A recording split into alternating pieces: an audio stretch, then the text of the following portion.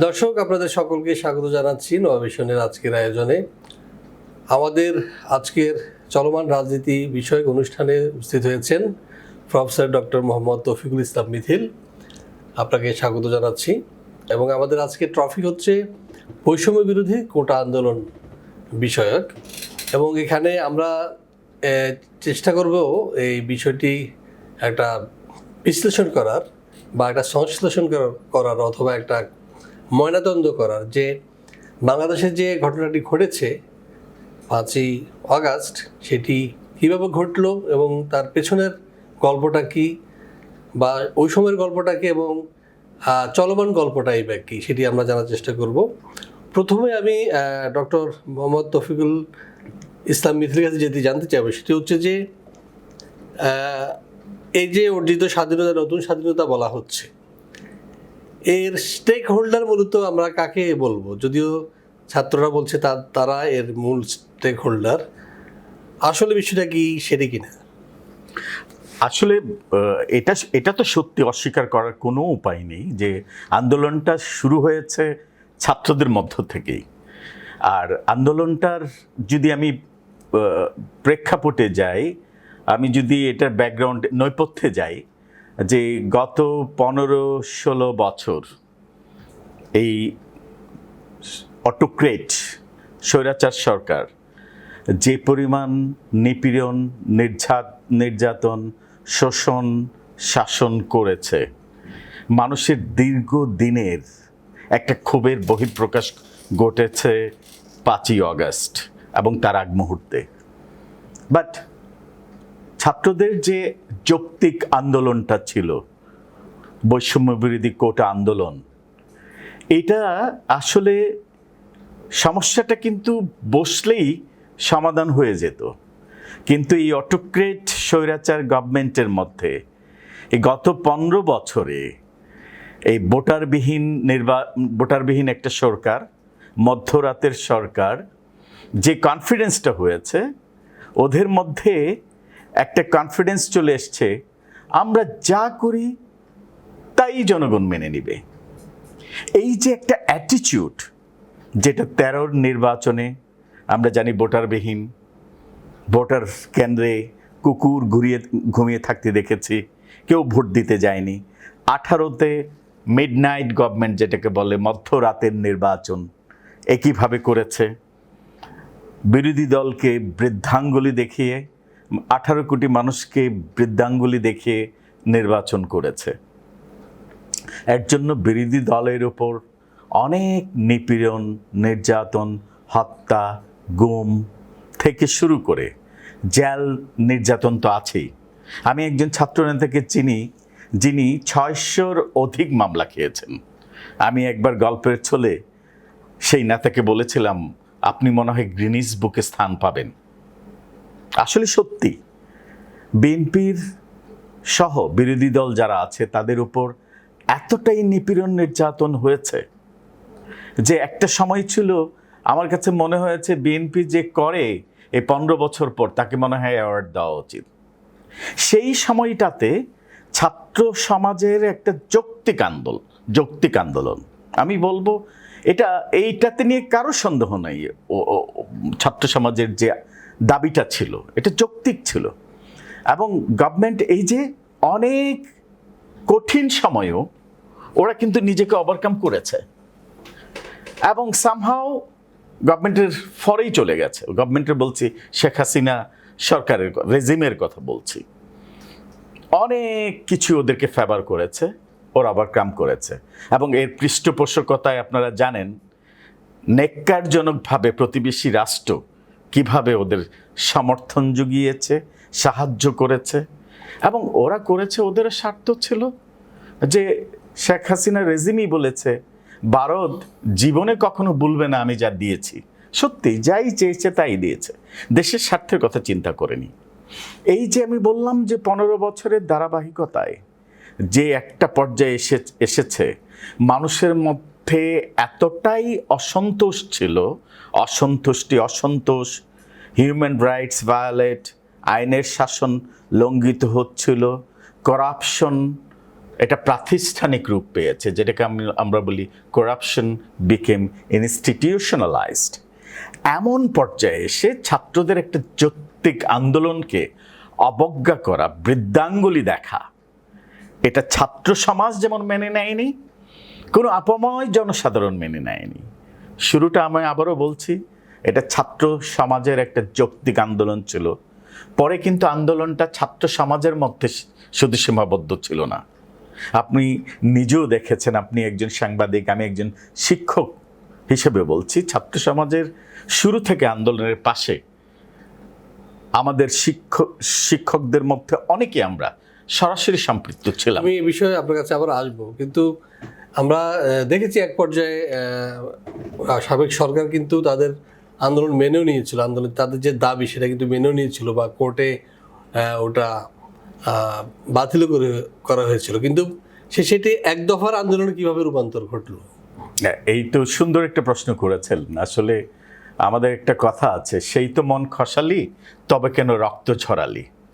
একটা point of no return বলে একটা শব্দ আছে, যে ছাত্র সমাজের আন্দোলনটার একটা পর্যায় ছিল যেটা ডেফিনেটলি আলোচনা করে সমাধান করা যেত, এবং ছাত্র সমাজ কিন্তু সেটা মেনে নিত। কিন্তু যখন রক্তপাত হয়ে যায়, একটা না শত শত লাশ পড়ে যায়, তখন কিন্তু এই রক্তের সাথে বেইমানি করে আর আলোচনায় বসার সুযোগ থাকে না, যেটাকে আমরা বলি পয়েন্ট অফ নো রিটার্ন। আপনারা দেখেন, তখন যখন আলোচনার কথা তখনকার আইনমন্ত্রী আনিসুল হক যখন বলেছেন, উনি যখন দেখলেন এত রক্তপাত হলো এবং এই কাজটা বড় ভুল করে ফেলেছে, উনি বলেছেন আজকেই। এবং ওনার কথায় সাড়া দিয়ে ডিবি হারুন কিভাবে এদেরকে উঠিয়ে নিয়ে ড্রামা, আপনি জানেন গত 15 বছরে এই সরকারের এই হাসিনা রেজিমের এত ড্রামা মঞ্চস্থ হয়েছে। আমার মনে হয় একটা রিক্সাওয়ালা, একটা ছোট বাচ্চাও বুঝে যে কোনটা ড্রামা। ওনার কান্না নিয়ে তো বাচ্চারাও বলে যে উনি অস্কার পাবেন। সে এই ড্রামাগুলো মঞ্চস্থ করতে থাকলো। কিন্তু দেখেন, ছাত্র সমাজ যখন বলেছে, ছাত্র সমাজকে যখন বলেছে আলোচনায় বসার জন্য, ওরা কিন্তু একটা কথা বলেছে, আমরা আলোচনায় বসবো, আবু সাইদকে ডেকে আনেন, মুগ্ধকে ডেকে আনেন, ওরা সহজ যদি আলোচনায় আসে আমরা যাবো আলোচনায়। তার মানে কি, মুগ্ধ, শহীদ আবু সাইদ সহ তখন শত শত রক্ত ঝরে গেছে, তখন তো আলোচনার সুযোগ থাকে না। তখন যে প্রশ্নটা আসে, বৈষম্য বিরোধী যে দাবিটা ছিল সেটা তো কাগজে কলমে, অন পেপার, এটা চাইলেই সরকার সমাধান করতে পারত। ওরা করেনি, ওদের মধ্যে আত্মহমিকা চলে এসেছে। আপনি ওরা নিজেকে 2018 সালে তো বিষয়টি সমাধানই হয়ে গিয়েছিল, এবং আমরা যতটুকু জানি যে মুক্তিযুদ্ধ পরিবারের পক্ষ থেকে একটা আপিল করা হয়েছে যে এটা আবার যদি পুনর্বহাল করা হয়, এবং আমরা দেখতে পাই যে হাইকোর্ট থেকে হঠাৎ করেই এটি বাতিল ঘোষণা করা হলো। আসলে এটা কেন? এটা কি আসলে ইচ্ছাকৃত কোনো ব্যাপার ছিল, নাকি এটা খেলা ছিল, ওই আপনার ওই ড্রামা ছিল? এটা আমি বলবো এটা আরেকটা ড্রামা ছিল। আপনি দেখেন, এই লাস্ট যে নির্বাচনটা করলো, এটা তো কোনো নির্বাচন হয়নি। কত % ভোটার ভোট দিয়েছে আপনি জানেন? নিজেদের মধ্যে একটা খেলা ছিল, ওরা খেলার কথা বলেছে, নিজেরাই খেলেছে, নিজেরাই ওয়াক ওভার নিয়েছে। এখন এই যে প্রশ্নবদ্ধ নির্বাচনটা, যেটা ইন্টারন্যাশনাল কমিউনিটিতে আনএক্সেপ্টেড ছিল, ওরা রিজেক্ট করেছে, এইটার ডাইমেনশনটা ঘোরানোর জন্য ওরা চাচ্ছিল অন্য একটা মুভমেন্টে ডাইভার্ট করতে। এইটা যে এদের বিস্ফোরা হয়ে যাবে, এটা যে এদের জন্য বড় কাটা হয়ে দাঁড়াবে, ওরা ধারণা করেনি। ওরা ভেবেছে একটা ইস্যু নিয়ে আসি, কি সেটা 18-র যেটাকে মেনে নিয়েছিল, যৌক্তিক যে আন্দোলনের ইয়েটা ছিল, সেটাকে কিন্তু মেনে নেওয়া ছিল। হঠাৎ করে এটাকে কোর্টে পাঠিয়ে দিল, 2-4 মুক্তিযোদ্ধার সন্তানকে দিয়ে কোর্টে পাঠিয়ে দিল। মুক্তিযোদ্ধার সন্তান বলবো না, নাতিদের দিয়ে কোর্টে পাঠিয়ে দিল। পাঠিয়ে দিয়ে নতুন একটা এজেন্ডা দাঁড় করিয়ে দিল। এবং এরা তো এই কাজে পটু, নতুন নতুন এজেন্ডা নিয়ে আসা, নতুন নতুন টপিকস নিয়ে আসা। এই ড্রামাগুলো, এই সিনেমাগুলো, এই যাত্রাপালাগুলো ওরা আগেও মঞ্চস্থ করেছে। অর্থাৎ আপনি যদি বলতে যাচ্ছেন যে গণমানুষের চোখ ফেরানোর জন্য একটা নাটক সাজানো। অ্যাবসলিউটলি, জাস্ট যেটি আমরা দেখেছি, উনি ভারতে গেলেন, সেখান থেকে আবার চায়না গেলেন, এবং সেখানে কি চুক্তি হয়েছে না হয়েছে আমরা জানি না, বা এটা নিয়ে একটা আলোচনা সমালোচনা, একটা প্রেক্ষিত তৈরি হয়েছিল। ঠিক সেই মুহূর্তে আমরা দেখতে পেয়েছি যে শাহবাগে কোটা আন্দোলন নিয়ে কিছু ছেলেপিলে বসে গেছে। এবং তাহলে এই বিষয়টাকে আপনি ঠিক ওইভাবেই একটা পলিটিক্যাল গেম হিসেবে এক্স্যাক্টলি। আমি যেহেতু নিজেও আমার পড়াশোনা ছিল গভর্নমেন্ট অ্যান্ড পলিটিক্স এবং দীর্ঘ সময় পলিটিক্স নিয়ে গবেষণা করছি, it's a part of political game. এবং আপনি দেখেন উনি যখন চায়না থেকে আসলো খুব বিষণ্ণ অবস্থায়, মানে যতদিন থাকার কথা ছিল তার আগেই চলে এসেছে। তার মানে হতে চায়নাতে যে আশা নিয়ে উনি গিয়েছিলেন সেই আশা ওনার পূরণ হয়নি। পাশাপাশি যে ওয়েস্টার্ন স্টেটগুলো আছে, ইউনাইটেড নেশন আছে, আন্তর্জাতিক মানবাধিকার সংস্থা আছে, কারো কাছ থেকেই কিন্তু ম্যান্ডেট ছিল না, অ্যাকসেপ্ট ইন্ডিয়া। ইন্ডিয়া তো সমর্থন করবেই, কারণ এমন একটা স্টেট আর এমন একটা রেজিম এখানে আছে যার কাছে চাওয়ার আগেই দিয়ে দেয়। আপনি দেখেন ইন্ডিয়াতে যে কিছু চুক্তি করে আসলো, যেটা হচ্ছে আমাদের সমুদ্র সীমা থেকে শুরু করে স্থলপথে, জলপথে যে কোনো সময় ইন্ডিয়া অ্যাক্সেস করতে পারবে, কোনো বাংলাদেশ গভর্নমেন্টের কনসেন্ট নিতে হবে না। সেইভাবেই সে এগ্রিমেন্টগুলো করে আসলো। করে আসার পর এবার লাস্ট যেটা গিয়ে আসলো, আসার পর নতুন একটা গেম করলো। তার মধ্যে ইন্ডিয়ার সাথে একটা চুক্তি করে আসলো, বাংলাদেশ একটা রেলপথ দিবে, যেখানে আমরা 3 বিঘা করিডোর পাওয়ার জন্য, আমরা তিস্তার পানি পাওয়ার জন্য বছরের পর বছর অপেক্ষা করছি, আমাদেরকে বৃদ্ধাঙ্গুলি দেখাচ্ছে। সেখানে সব কিছু দিয়ে আসলো, এসে কোটা ইস্যুটাকে সামনে নিয়ে আসলো। এখন কাল হলো। অবশ্যই একটা জিনিস হচ্ছে, অপরাধী যত নিখুঁতভাবেই অপরাধ করুক, অপরাধী, এটা আমি ক্রিমিনোলজির একটা কথা বলছি, অপরাধী নিজের অজান্তে এমন কিছু চিহ্ন রেখে যায় সে যে অপরাধী। আসলে যতই নিজেকে বাঁচানোর চেষ্টা করুক, এই কোটা আন্দোলনে এসে কিন্তু ওরা সর্বস্ব হারিয়ে এখন বুঝতে পেরেছে। বাট বুঝলে কি কাজ হবে, সব তো হারিয়ে গেছে, শেষ। আচ্ছা, কেউ কেউ বলে থাকেন যে এটা আসলে কোটা আন্দোলন ঘিরে যে বসাটা বা এই যে স্ফুলিঙ্গটা যাই বলি না কেন, এটি টোটালি অপোজিশনের একটা প্ল্যান বা প্লট। এ বিষয়ে আপনার কি বক্তব্য? আসলে আমি তো বলছি যে দীর্ঘদিন বাংলাদেশের জনমানুষের মধ্যে যে জমে থাকা অসন্তোষ, ভোট না দিতে পারা, প্রতিটা ক্ষেত্রে দুর্নীতি, আইনের শাসন না থাকা, প্রতিটা ক্ষেত্রে নেপোটিজম, যেটা স্বজনপ্রীতি। আপনি চাকরি ক্ষেত্রে দেখেন, আপনার সব কিছু হয়ে গেছে, রিটেন হয়ে গেছে, বাইবা হয়ে গেছে, পুলিশ ভেরিফিকেশন, যে পুলিশ ডিপার্টমেন্ট সবচাইতে বেশি করাপ্টেড ছিল, ওদের ভেরিফিকেশন আপনার নিতে হবে, ক্লিয়ারেন্স নিতে হবে। ধরেন আপনার মামার চাচা কেউ বিএনপি করেছে, আপনার মামার মামাতো ভাই বা চাচাতো ভাই কেউ জামাত করেছে, বা কোনোভাবে আওয়ামী লীগের রাজনীতির সাথে সম্পৃক্ত নাই, আপনি তখন বাদ হয়ে যাচ্ছেন। এগুলো কিন্তু জমে থাকা অসন্তোষ। কোটা বৈষম্য বিরোধী কোটা আন্দোলনটা ছিল তখন ওই পেট্রোল ঢালা, আমি যেটা বলবো স্ফুলিঙ্গতে আগুন ঢেলেছে তখন। পেট্রোল কিন্তু আগে থেকেই হয়েছিল, পেট্রোল কিন্তু আগে থেকেই ঢালা ছিল। পেট্রোল আমি এই অর্থে বলছি, মানুষের মধ্যে যে তীব্র অসন্তোষ সেটা কিন্তু ছিল, বাট ফাইনাল যে ড্রপ অফ ফায়ার এইটা হয়েছে কোটা আন্দোলনের মাধ্যমে। এবং আন্দোলনটা নিঃসন্দেহে ছাত্রদের হাত ধরেই হয়েছে, ছাত্ররাই করেছে, এবং ছাত্র জনতা পরবর্তীতে আমরা এখন আমি নিজেও কাজ করছি এটা নিয়ে, যে বিভিন্ন ডিস্ট্রিক্টে যারা কোটা বৈষম্য বিরোধী আন্দোলনে জীবন দিয়েছে, আমি দেখেছি এখানে ছাত্র, অছাত্র, শ্রমিক, রিক্সাওয়ালা, পথচারী, জনতা, নাগরিক, সবাই, গার্মেন্টস কর্মী, সবাই জীবন দিয়েছে।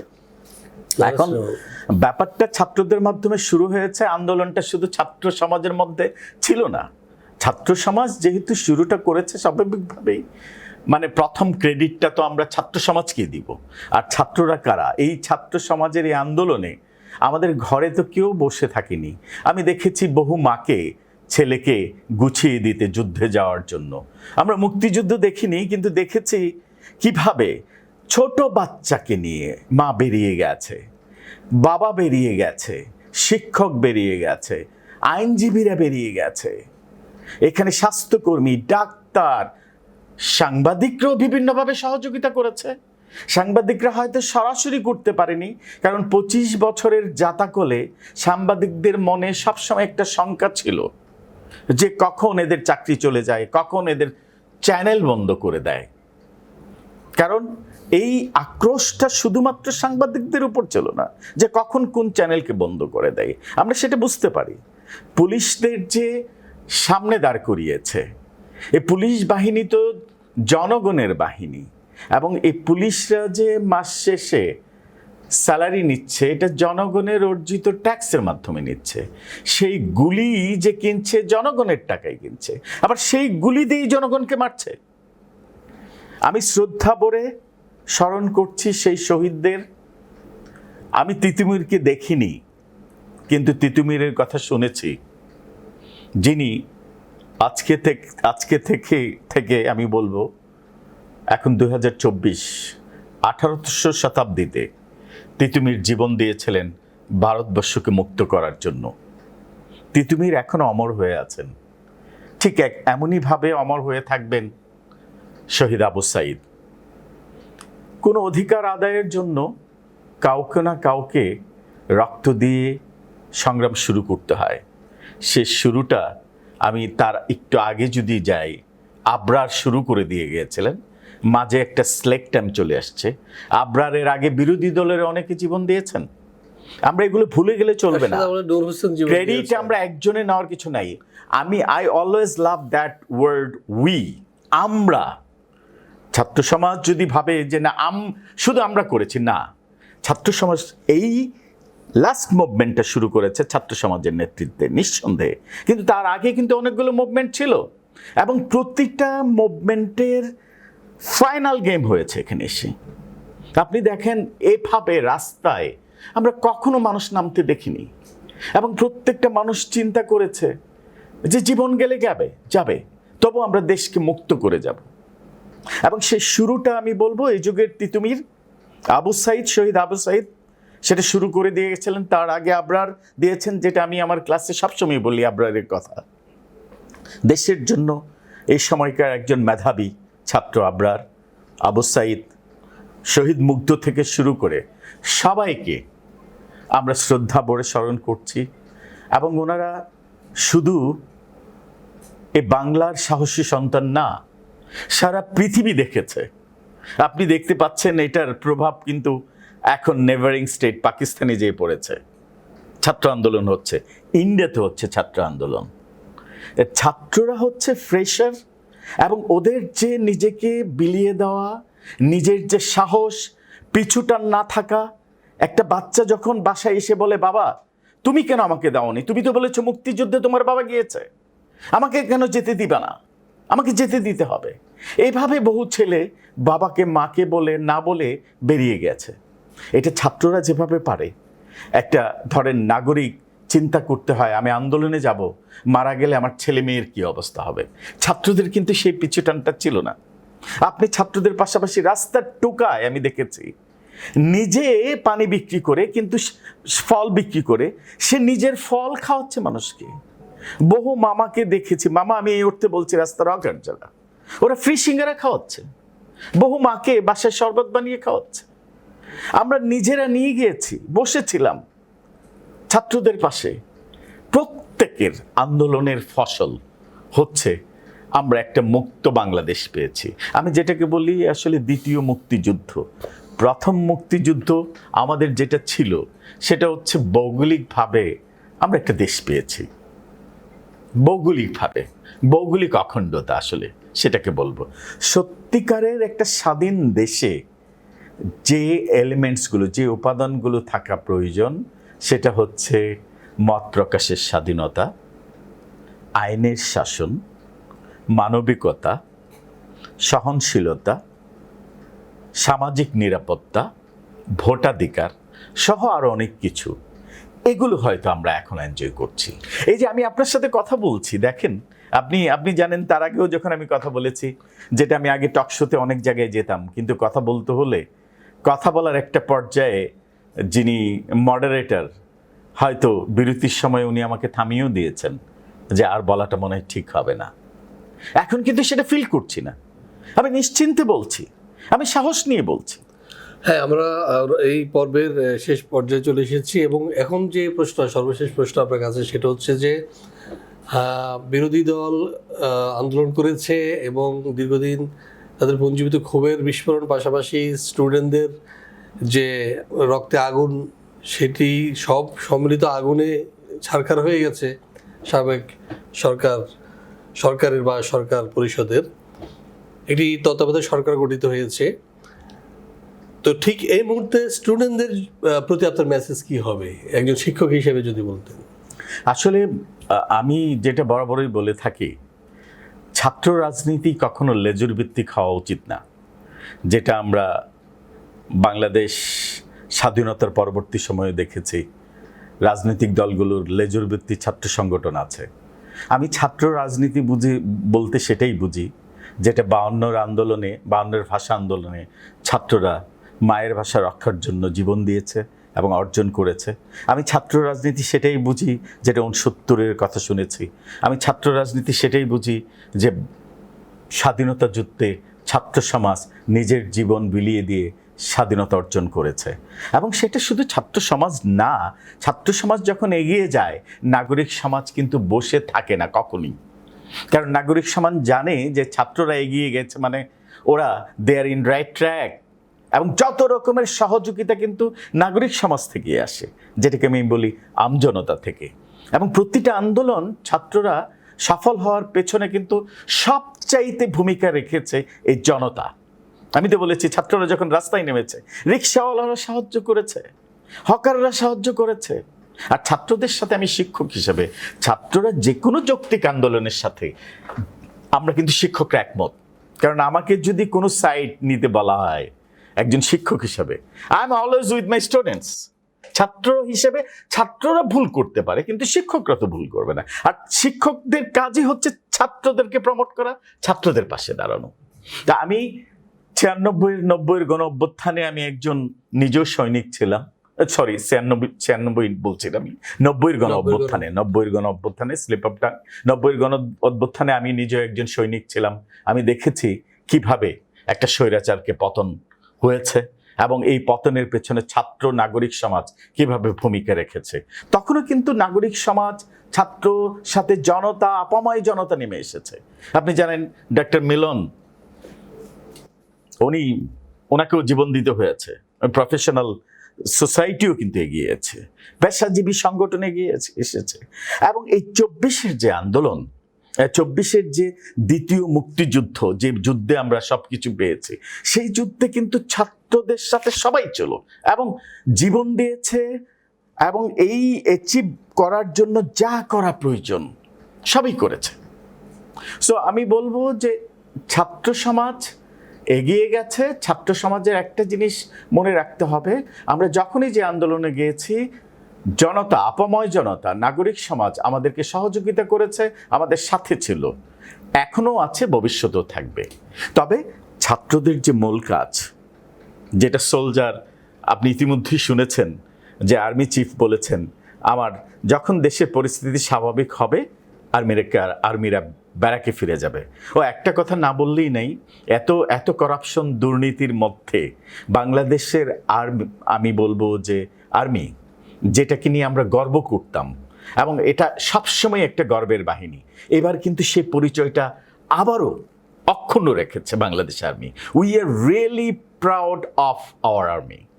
এবং দেখেন, অনেকেই বলেছে কথাটা যে বাংলাদেশ আর্মির যিনি চিফ, উনি হচ্ছেন শেখ হাসিনা ওয়াজেদের আত্মীয়, নিকটাত্মীয়। উনি কিন্তু সে আত্মীয়র দিকে তাকাননি, উনি কিন্তু 18 কোটি মানুষের দিকে তাকিয়েছেন।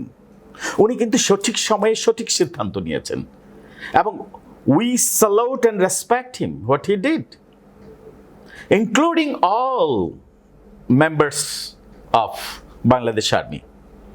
তার মধ্যে গুটি কয়েক অপোজ করেছে, ওরা হয়তো শাস্তি পাবে, কিন্তু এই প্রধান সেনাপতির নেতৃত্বে আমরা যে একটা সুন্দর বাংলাদেশ পেয়েছি। আপনি নয়তো দেখেন 5ই অগস্টে যেটা শেখ হাসিনা রেজিমের, শেখ হাসিনা ওয়াজেদ চেয়েছিলেন যেভাবে হোক আন্দোলন ঠেকাতে, ওনাকে বুঝতে বাধ্য করেছেন, বোঝাতে সক্ষম হয়নি। উনি শেষ পর্যন্ত, আমি যতটুকু জানি, উনি রাজি ছিলেন না। উনি চেয়েছিলেন যেভাবে হোক ফোর্স করে, প্রয়োজনে যদি লক্ষ লক্ষ মানুষকে মারতে হয়। উনি পরিশেষে আমি ছাত্র সমাজের উদ্দেশ্যে কথাগুলো বলতে চাই, ছাত্র সমাজকে কখনো মানুষ ভুলেনি, ভুলবে না। যেমনই আমরা ভুলিনি 52 ভাষা আন্দোলনকে, যেমনই আমরা ভুলিনি 69-এর গণ অভ্যুত্থান, যেমনই আমরা শ্রদ্ধাভরে স্মরণ করি 71-এর সেই মুক্তিযুদ্ধ, 90-এর গণ অভ্যুত্থান এবং 24-এর স্বাধীনতা যুদ্ধ, দ্বিতীয় স্বাধীনতা যুদ্ধ, দ্বিতীয় মুক্তিযুদ্ধ। ছাত্রদের শ্রদ্ধাভরে স্মরণ করি এবং ছাত্ররাই এদেশের কাণ্ডারি, এটা ভুলে গেলে চলবে না। এবং সেভাবে কাণ্ডারি হতে হলে সেভাবে তো নিজেকে গড়তে হবে। এখন যে সময়টা দেওয়া হয়েছে, পড়াশোনায় বিঘ্ন ঘটছে। এখন আমরা যে কথাটা বাংলাদেশ আর্মি বলেছে, আমরা ব্যারাকি ফিরে যাব এবং যত সময় ফিরে যাবে এটাতে কোনো সন্দেহ নেই। পাশাপাশি ছাত্রদের উচিত নিজ ব্যারাকে ফিরে যাওয়া, শিক্ষাঙ্গনে ফিরে যাওয়া, শিক্ষাঙ্গনে ফিরে যেয়ে আবার সেই শিক্ষার পরিবেশ নিশ্চিত করা। কথায় কথায় রাস্তায় না নামা। আমরা তখনই নামবো রাস্তায় যখন আমাদের যৌক্তিক আন্দোলন, যৌক্তিক ইস্যু থাকবে। আর তখন শুধু ছাত্র সমাজ কেন নামবে, ছাত্র সমাজের ডাকে সাড়া দিয়ে আমরাও নামবো। আমরা তো বলেছি আমরা আছি এবং এটা প্রমাণ হয়েছে বারবার, ছাত্র সমাজের পক্ষে আমরা ছিলাম। কিন্তু ছাত্র সমাজ, এটা মনে রাখতে হবে, শুধু এই ছাত্র সমাজ আপনাদের যে এই লার্নিং টাইমটা আছে, আপনি দেশ চালাতে হলে শিখতে হবে, অভিজ্ঞতার প্রয়োজন। আপনার স্ব ক্ষেত্রে স্পেশালাইজড হতে হবে, বিশেষজ্ঞ হতে হবে এবং সেই হয়েই আপনারা দেশের হাল ধরবেন। এখন চিন্তা করেন, আপনারা যারা বিশ্ববিদ্যালয়ের ছাত্রছাত্রী আছেন, আপনারা যদি মনে করেন now we are ready to run the country, no, it's too early. একইভাবে আপনাদের কাছে কি মনে হবে যে প্রাথমিক বিদ্যালয়ে পড়ছে সেই যদি এই কথা বলে, সেই ছাত্রটা, প্রাথমিক বিদ্যালয়ের কোনো ছাত্র বা ছাত্রী যদি বলে যে না আমরা দেশ চালাবো, আপনাদের কাছে ব্যাপারটা কেমন মনে হবে? আপনারাই চালাবেন সে ব্যাপারে কোনো সন্দেহ নেই, কিন্তু নিজেকে সেভাবে প্রস্তুত করুন চালানোর জন্য। এখনও আপনাদের যারা সিনিয়র আছেন, মধ্যবয়স্ক আছেন, সিনিয়র এক্সপিরিয়েন্স সিটিজেন যারা আছেন, ওনারা চালাচ্ছে, ওনাদেরকে আপনারা সহযোগিতা করুন। এবং ইনফ্যাক্ট ওয়ার্কিং ফোর্স যেটা এদেশের, এবং যে ফোর্সটা ইমপ্লিমেন্ট করবে সেটা কিন্তু আপনারাই। কিন্তু নিজেকে প্রিপেয়ার করুন নেতৃত্ব দেওয়ার জন্য। এবং নেতৃত্বের গুণ, যে গুণাবলী আপনাদের আছে, আপনারা সেটা অ্যাচিভ করছেন। এখন হচ্ছে স্ব ক্ষেত্রে নিজেরা সে অভিজ্ঞতা সঞ্চয় করুন, স্ব ক্ষেত্রে আপনারা পাণ্ডিত্য অর্জন করুন, স্ব ক্ষেত্রে আপনারা স্পেশালাইজড হয়ে আপনারা দায়িত্ব নেন। কিন্তু এখনই যদি আমি যেটা বলছি, আমরা হ্যাঁ সিম্বলিক রিপ্রেজেন্টেটিভ আপনাদের কমিউনিটি থেকে আছে ইন্টেরিয়াম গভর্নমেন্টে, তার মানে এই না যে প্রত্যেকটা ছাত্রকে ইন্টেরিয়াম গভর্নমেন্টে যেতে হবে। আমি দেখেছি অনেক জায়গায় সমন্বয়ক সহ সমন্বয়ক নিয়ে কনফ্লিক্ট হচ্ছে। আমি আবারও বলছি, মুক্তিযুদ্ধ যারা করেছিলেন তারা নিঃস্বার্থভাবে করেছিলেন এবং নিঃস্বার্থভাবেই জীবন দিয়েছেন। আপনারাও নিঃস্বার্থভাবেই করেছেন, সে ব্যাপারে কোনো সন্দেহ নেই। কিন্তু এই সমন্বয়ককে, সহ সমন্বয়ককে, এটা দিয়ে যদি আপনারা মনে করেন তার মানে আপনি দায়িত্ব নিয়ে নেবেন, দায়িত্ব আপনারা নিবেন, কিন্তু নিজেকে প্রিপেয়ার করে নেন। এটা নিয়ে যেন জনতার মধ্যে এই আশঙ্কা যেন থেকে না যায়, ওরা মনে হয় কলম আর খাতা রেখে এখন শুধুমাত্র রাষ্ট্রচিন্তাই লেগে আছে। রাষ্ট্রচিন্তা আপনারা করবেন, কিন্তু সবচাইতে বড় কাজ এই মুহূর্তে যেটা, আপনাদের পড়াশোনাটা এগিয়ে নেওয়া যাওয়া, শিক্ষাঙ্গনে ফিরে যাওয়া, শিক্ষার সুস্থ পরিবেশ নিশ্চিত করা এবং নিজেকে প্রস্তুত করে আগামী বাংলাদেশ গড়া। তাহলেই কিন্তু আমরা একটা সুন্দর বাংলাদেশ পাবো, এটা মনে রাখতে হবে। ধন্যবাদ ডক্টর মিথিল। দর্শক, আজকে তাহলে এ পর্যন্ত। আশা করছি আপনাদের আলোচনাটি ভালো লেগেছে এবং আশা করছি আরও নানা রকম টপিক নিয়ে আমরা সামনে বসবো এবং সেখানে আমাদের অতিথি হিসেবে প্রফেসর ডক্টর মোহাম্মদ তৌফিকুল ইসলাম মিথিল সহ আরও অনেককে আমরা পাবো। তো প্রফেসর ডক্টর মিথিল, আপনাকে অসংখ্য ধন্যবাদ জানাচ্ছি আমাদের আজকের এই আলোচনায় যোগ দেওয়ার জন্য। আশা করছি আপনাকে আমাদের স্টুডিওতে পাবো। আপনাকেও ধন্যবাদ এবং যারা শুনছেন সবাইকে ধন্যবাদ। দর্শক, তো শেষ করছি আজকের আয়োজন।